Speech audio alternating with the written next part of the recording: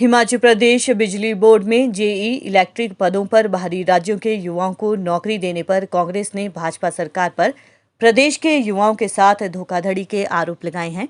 बिजली बोर्ड ने कुल 216 जेई इलेक्ट्रिक के पद निकाले थे, जिसमें से 54 पदों पर बाहरी राज्यों को नौकरी दी गई है। कांग्रेस महासचिव और विधायक विक्रमादित्य सिंह ने भर्तियों पर सवाल उठाए हैं। शिमला में पत्रकार वार्ता कर कांग्रेस महासचिव विक्रमादित्य सिंह ने कहा कि सरकार प्रदेश के बेरोजगार युवाओं के साथ धोखा कर रही है। प्रदेश में लगभग 12.5 लाख युवा बेरोजगार हैं और सरकार नौकरियां दूसरे राज्यों के लोगों को दे रही है। बिजली बोर्ड में यूपी, बिहार, उत्तराखंड और दिल्ली के लोगों को जेई इलेक्ट्रिक के पदों पर भर्ती किया गया है, जो कि प्रदेश के युवाओं के साथ धोखा है। इससे पहले भी सरकार ने सचिवालय में क्लर्क के पदों पर बाहरी राज्यों के युवाओं को नौकरी दी थी।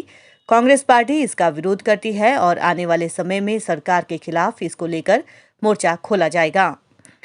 वहीं विक्रमादित्य सिंह ने कहा कि वे दिल्ली शीर्ष नेताओं से मिलने गए थे, जहां पर उन्होंने पार्टी की खामियों और संगठन की गतिविधियों को लेकर चर्चा की है। मंडी सीट पर टिकट नहीं मांगा गया है, लेकिन अगर हाईकमान टिकट देता है तो उसका स्वागत है, लेकिन अगर टिकट किसी और को दिया जाता है तो भी वे उसका स्वागत करेंगे। हिमाचल प्रदेश के अंदर, क्षेत्र के अंदर जो बना हुआ है, आज ही नहीं मगर काफी समय से बना हुआ है, एक कंटिन्यूअस प्रोसेस है, वो प्रदेश के अंदर बेरोजगारी का है। और जब भी बेरोजगारी का मुद्दा प्रदेश के अंदर आता है, हालांकि ये एक राष्ट्रीय मुद्दा भी है, मगर हम हिमाचल प्रदेश के कॉन्टेक्स्ट में, हिमाचल प्रदेश के परिप्रेक्ष्य में बात करें तो एक बहुत ही संवेदनशील मसला है, बहुत ही सेंसिटिव इशू है, क्योंकि प्रदेश में लगातार बेरोजगारी बढ़ते जा रही है।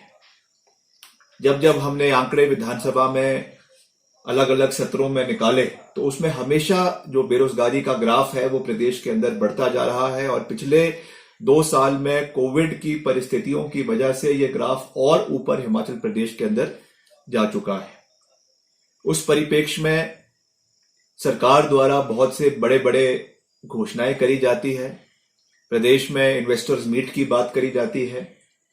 प्रदेश में निजी औद्योगिक क्षेत्र को बढ़ावा देने की बात करी जाती है और साथ ही साथ सरकारी क्षेत्र में भी नौकरियां देने की बात समय समय पर सरकार द्वारा करवाई जाती है। कैबिनेट द्वारा कई फैसले लिए जाते हैं, कईयों पे अमली जामा पहनाया भी जाता है, मगर कई सिर्फ घोषणाएं मात्र प्रदेश के अंदर रह जाती है। उसी परिप्रेक्ष्य में जहां पे सरकारी नौकरियों की इतनी मारामारी है और पीछे भी ये मुद्दा उठा था जब हिमाचल प्रदेश सचिवालय में कुछ नौकरियां जो है वो दी जा रही थी, क्लास 4 की, क्लास 3 की, तो उसमें बाहर के राज्यों के लोगों को नौकरियां दिलवाई गई थी। देखिए, जहां तक शीर्ष नेतृत्व को मिलने की बात है, कांग्रेस के आलाकमान के जो अलग अलग नेता है उनसे मिलने की बात है, वो एक औपचारिक बैठक थी, क्योंकि काफी समय से हम दिल्ली नहीं गए थे, इसलिए उनसे मिलकर जो वास्तविक परिस्थितियां हैं प्रदेश के अंदर, because I am a person who believes in calling a spade, जो कमियां हैं वो भी हम शीर्ष नेतृत्व के समक्ष रखते हैं, जो मजबूती है, जो अच्छे कार्य है उसको भी रखने में विश्वास रखते हैं। तो पूरा जो एक प्रदेश के अंदर हमारा संगठनात्मक ढांचा है और जो उस पर कार्य हो रहे हैं उसके बारे में हमने एक ब्रीफ जो है वो हाईकमांड को दिया है। और जो भी उपचुनाव है, चाहे वो मंडी के है, चाहे वो और विधानसभाओं के 3 विधानसभाओं के है, उसके ऊपर भी चर्चा हुई है। उस पर भी हमने कहा है कि किस तरीके से हमें पार्टी को मजबूत करने की आवश्यकता है और हमने साफ कहा है कि हम किसी भी दावेदारी में नहीं है। ना हमने टिकट के लिए, ना मैंने, ना मेरे माता जी ने जो है श्रीमती प्रतिभा सिंह जी ने इसके कोई टिकट के लिए अप्लाई किया है और ना ही कोई अप्लाई करेंगे। जैसा मैंने पहले भी कहा था इंटरैक्शन में, मीडिया इंटरैक्शन में, कि ये पार्टी का अधिकार है, उनका विशेष अधिकार है। उनको अगर लगता है कि हमको पार्टी की मजबूती के लिए टिकट देना चाहिए तो वो दे सकते हैं, वो हम उसका स्वागत करेंगे। नहीं देते हैं, किसी और को देते हैं, हम उसका भी स्वागत करते हैं, क्योंकि हम हमेशा पार्टी इंटरेस्ट में खड़े रहे हैं और हमने कभी भी जो है वो अपनी निजी महत्वाकांक्षाओं को पार्टी के हितों पे जो है वो हावी नहीं होने दिया है। तरीके से हताश है, परेशान है उनकी आवाज को कोई सुनने वाला नहीं है, उनकी आवाज को कोई मजबूत करने वाला नहीं है, चाहे वो कॉन्ट्रेक्चुअल एम्प्लॉयज है, चाहे वो आपके आउटसोर्स के कर्मचारी है, चाहे वो तीसरी श्रेणी के कर्मचारी है, चाहे वो चौथी श्रेणी के कर्मचारी है, चाहे वो आपके एसोसिएशंस के एसएमसी है, पैरा टीचर्स है, पैट है, उनके हमारे शिक्षक है। जिस तरीके से पूर्व सरकार में उनकी सुनवाई होती थी, उसमें पूरे तरीके से इस सरकार ने उनको नजरअंदाज जो है वो करके रखा हुआ है। और जिस सरकार ने प्रदेश के अंदर कर्मचारियों की अनदेखी करी है, युवाओं की अनदेखी करी है, महंगाई के ऊपर चुप रही है, वो सरकार प्रदेश में ज्यादा लंबे समय तक टिक नहीं पाई है। तो मेरा यही निवेदन अंत में माननीय मुख्यमंत्री जी से रहेगा कि इन चीजों में आपको हस्तक्षेप करने की आवश्यकता है।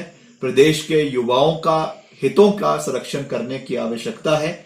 और अगर ये चीजें आने वाले समय में चलती रही तो वो दिन दूर नहीं है जब बाहर के लोग, राज्य के लोग जो है हिमाचल के लोगों के हितों को दबाकर बाहर के हितों को जो है प्रदेश के अंदर प्राथमिकता देना शुरू हो जाएंगे।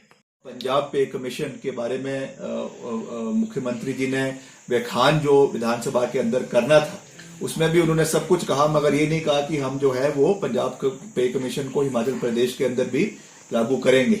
तो ये इनका जो सोच है, जो इनकी दृष्टि है, जो इनका सरकारी कर्मचारियों के प्रति जो संवेदनशीलता है, कथाकथित संवेदनशीलता है, उसको ये दर्शाता है।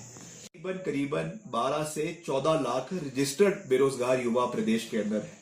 और जब हमने पूछा गया कि सरकारी क्षेत्र में कितना रोजगार पिछले 2 साल के कार्यकाल में मिला है, तो उसमें केवल 28,000 नौकरियां पिछले 2 साल के अंदर प्रदेश के अंदर हिमाचल प्रदेश में सरकारी क्षेत्र में, आउटसोर्स में या कॉन्ट्रेक्चुअल एम्प्लॉयज के माध्यम से प्रदेश के अंदर मिली है। इन सब परिस्थितियों को देखते हुए मेरा ये निवेदन सरकार से है। मैं किसी की निंदा करने के लिए आज आप लोगों के बीच में उपस्थित नहीं हुआ हूं, या केवल सरकार को लताड़ने के लिए आप लोगों के बीच में उपस्थित नहीं हुआ हूं। ये एक बहुत संवेदनशील मसला है। अगर हम प्रदेश के युवाओं के भविष्य को सुरक्षित नहीं रख सकते तो ऐसी सरकार के ऊपर और ऐसी सरकार के नेताओं के ऊपर धिक्कार है, जो प्रदेश के संरक्षण की बात करते हैं, हिमाचलियत की बात करते हैं, हिमाचल के युवाओं को, हिमाचल के बुजुर्गों को, हिमाचल के लोगों के हितों की रक्षा करने की बात करते हैं, मगर जब रक्षा करने की समय आता है तो आंखें बंद कर कर नजारा देखते हैं। इस सरकार को आने वाले समय में अपने कार्य को जो है वो रिव्यू करने की आवश्यकता है। तो इसे हमें जो ये बेरोजगारी प्रदेश के अंदर चली हुई है, इसे केवल हमें बेरोजगारी के परिप्रेक्ष्य से देखने की आवश्यकता नहीं है। इसको हमें इन टोटलिटी देखने की जरूरत है, जिसमें जो ऑल टाइम हाई प्राइसेस, चाहे वो कच्चे तेल के हैं, चाहे वो कड़वे तेल के हैं, चाहे वो पेट्रोल के हैं, डीजल के हैं, चाहे सरसों के तेल के हैं, चाहे दालों के हैं, चाहे सब्जियों के हैं, और सबसे बड़ा जो आपके एलपीजी सिलेंडर के हैं। आज महंगाई चरम सीमा पे प्रदेश के अंदर पहुंची हुई है, मगर एक ऐसा मंत्री भारतीय जनता पार्टी का नहीं है। मुख्यमंत्री प्रदेश में कभी इसके ऊपर कोई बयान नहीं देते हैं। मुझे याद है 2014-2012 में जब कुछ दाम जो है एलपीजी सिलेंडर के बढ़े थे, तो हाहाकार जो है वो भारतीय जनता पार्टी के लोगों ने, उनकी उस समय की महिला नेत्रियों ने प्रदेश के अंदर, देश के अंदर मचा दिया था। और आज एक बयान महंगाई के ऊपर जो है वो भारतीय जनता पार्टी का या उनके नेताओं का जो है वो प्रदेश के अंदर नहीं आता है। तो ये बहुत दुर्भाग्यपूर्ण है। और मैं आज यही कहना चाहता हूं कि अभी भी समय है, अभी भी आपके पास जो है 1 साल का कार्यकाल प्रदेश के अंदर शेष है। आप जो प्रदेश में आपने वादे किए, जो प्रदेश में आपने विधानसभा के अंदर बड़े बड़े सपने हिमाचल प्रदेश के लोगों को दिखाए हैं, प्रदेश के युवाओं को दिखाए हैं, उनको पूरा करने का कार्य करें। प्रदेश में जो कर्मचारी है,